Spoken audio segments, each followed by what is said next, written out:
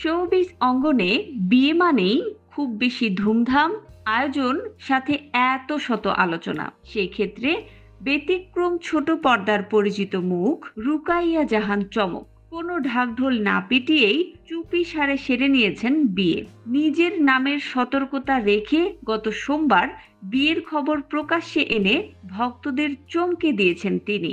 ওই দিন সামাজিক মাধ্যমে নিজের বিয়ের খবরটি প্রায় নিশ্চিত করেন এই অভিনেত্রী। জানান পছন্দের মানুষটির সঙ্গেই আংটি বদল হয়েছে তার। পরে গত শুক্রবার এক ফেসবুক পোস্টে হবু স্বামীর সঙ্গে দুটো ছবি প্রকাশ করেন চমক।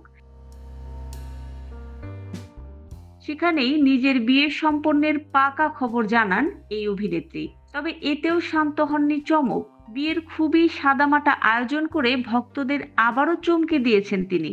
জানালেন মাত্র ৯ টাকা দেনমোহরে বিয়ে সেরেছেন তিনি।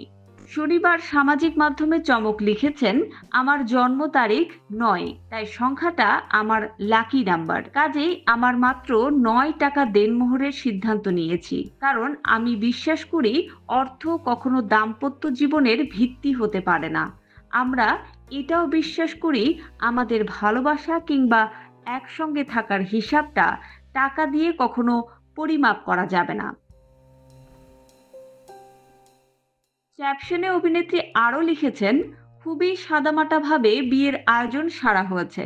কয়েকজন আন্তরিক সুখী মানুষদের নিয়েই এই আয়োজন।